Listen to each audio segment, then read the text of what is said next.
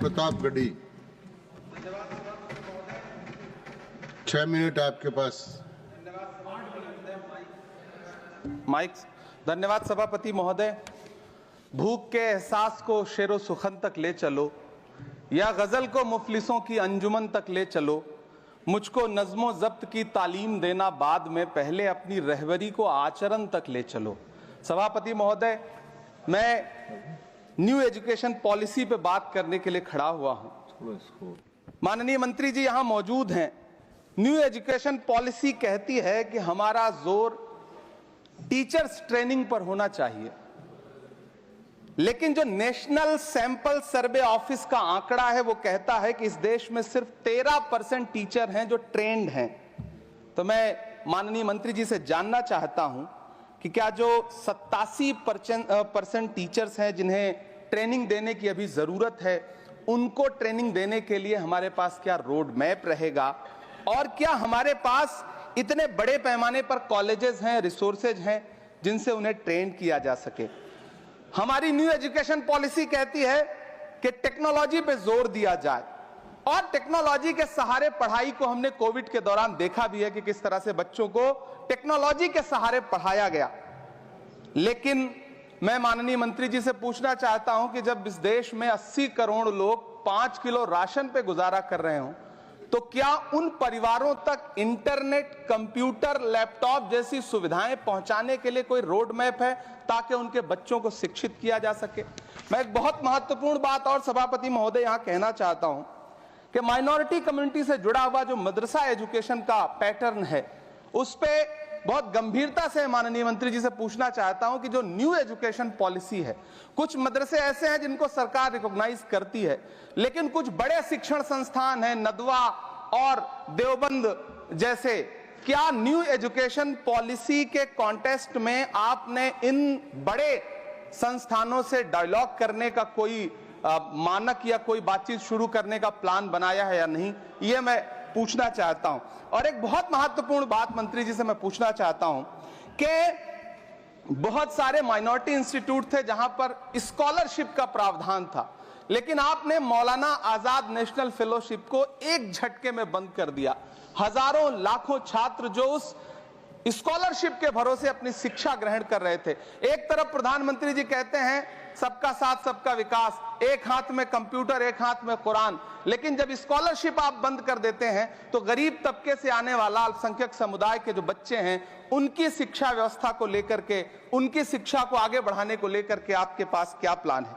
मैं माननीय शिक्षा मंत्री जी यहां पर बैठे हैं, उनसे कहना चाहता हूं कि पूरे देश में, पूरी दुनिया में प्रधानमंत्री जी जाकर के महात्मा गांधी जी की मूर्ति के सामने सर झुकाते हैं, उन्हें फूल चढ़ाते हैं, लेकिन आप ही की सरकार एनआईटी कैलीकट में प्रोफेसर साइजा ए को योजना और विकास विभाग का डीन बना देती है, जो खुल करके कहती हैं कि मेरी नजर में नाथूराम गोडसे तो बहुत महान था। तो आपकी नई एजुकेशन पॉलिसी ये है, इस दिशा में जा रही है। मैं आपके महोदय से, सभापति महोदय, ये कहना चाहता हूं कि किस तरह से एनसीईआरटी की किताबों में सांप्रदायिकता को परोसा जा रहा है। माननीय मंत्री जी, क्या आपके संज्ञान में है कि केंद्रीय हिंदी संस्थान और नीपा जैसे जो संस्थान हैं, उसमें अघोषित तौर पर यह कह दिया गया है कि देवनागरी में लिखते हुए जो नुक्ते लगाए जाते थे, जिनको यह कहा जाता है कि वो उर्दू से आते हैं, उनको अघोषित तौर पर रोक दिया है कि नई छपने वाली किसी भी किताब में नुक्ता नहीं लगाया जाएगा। एनसीईआरटी की किताबें छापने वाले, लिखने वाले कई लोगों से मेरी व्यक्तिगत बात हुई, उनका यह कहना था कि हमें ऊपर से आदेश है, हालांकि ऐसा कोई लिखित आदेश नहीं है। तो मैं आपसे जानना चाहता हूं कि यह नुक्ता हटा करके आप देवनागरी भाषा को मजबूत कर रहे हैं या उसे कर्कश और कमजोर बना रहे हैं? यह मेरा माननीय मंत्री जी से अनुरोध है और यह मैं उनसे जानना चाहता हूं। सभापति महोदय, पीएम श्री विद्यालय को लेकर के बहुत बातें हुई। मैं एक चीज कहना चाहता हूं कि गाजीपुर एक जिला है उत्तर प्रदेश में, वहां वीर अब्दुल हमीद विद्यालय है धामूपुर गांव में। पिछले दिनों पीएम श्री कंपोजिट स्कूल का नाम लेकर के उस स्कूल का नाम बदल दिया गया, उसके सहारे भी सांप्रदायिकता परोसने की कोशिश की गई। जब सोशल मीडिया पे बहुत हंगामा खड़ा हुआ, हम सारे लोगों ने आवाज उठाई, तब फिर से बेसिक शिक्षा अधिकारी ने नाम बदल करके पुनः उसका नाम बीर अब्दुल हमीद, जो परम चक्र विजेता हैं, उनके नाम पे करने का काम किया। ये इस योजना के थ्रू भी सांप्रदायिकता को जो परोसने का काम किया जा रहा है, उसको मंत्री जी के संज्ञान में है यह बात या नहीं, और रोकने के लिए क्या काम करेंगे। एनसीईआरटी की जो किताबें हैं उनसे हिंदू मुस्लिम एकता के जो चैप्टर हटाए जा रहे हैं। महोदय, एनसीईआरटी की किताबें बच्चों का ज़हन तैयार करती हैं। आप बेसिक तौर पे एक नया इतिहास पढ़ाने के चक्कर में बच्चों को, छोटे बच्चों को जो गुमराह करके उनको एक झूठा इतिहास पढ़ाने का प्रयास कर रहे हैं, आगे चल के दुनिया में वो बच्चे कहां सस्टेन करेंगे। तो मैं माननीय मंत्री जी से कहना चाहता हूं कि शिक्षा और धर्म को एक दूसरे से अलग रहना चाहिए। मैं आज इस विषय पे बात करते हुए एक बहुत महत्वपूर्ण बात और कहना चाहता हूं कि दिल्ली विश्वविद्यालय में पाठ्यक्रम में जो बदलाव किए गए हैं, जिसमें राजनीति विज्ञान के पाठ्यक्रम से भीमराव, रामजी अंबेडकर, मोहनदास करमचंद गांधी, मोहम्मद इकबाल और भारत के संविधान पर आधारित शोध पत्रों को हटाया गया है। दलित लेखक बामा और सुकीरथ राणा को अंग्रेजी पाठ्यक्रम से हटाया गया है।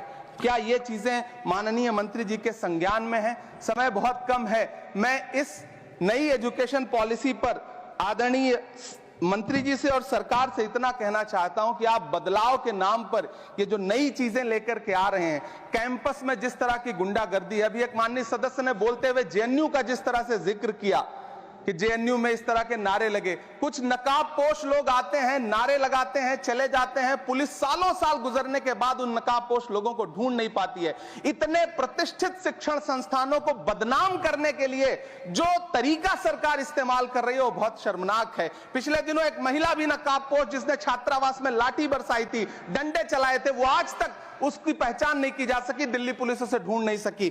जामिया की लाइब्रेरी में जिस तरह से लाठियां बरसाई गई थी, उनके जख्मों के निशान आज तक नहीं सूखे हैं। अलीगढ़ मुस्लिम विश्वविद्यालय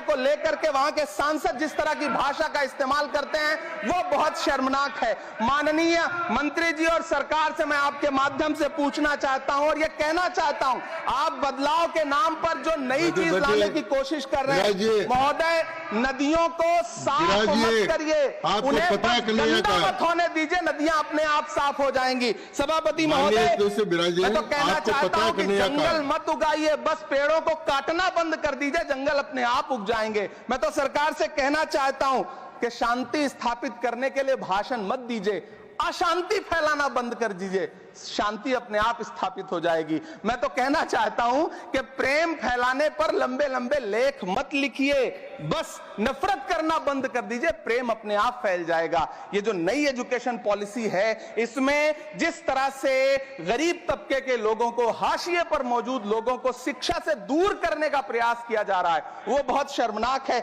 शिक्षा को निजीकरण की तरफ जिस तरह ले जाया जा रहा है, वो बहुत शर्मनाक है। माननीय मंत्री जी इस पर सोचें और इसे सुधार करने का प्रयास करें। इस सदन की तरफ से शायद इससे बेहतर बात, इससे बेहतर सुझाव हम नहीं दे सकते। बहुत बहुत धन्यवाद।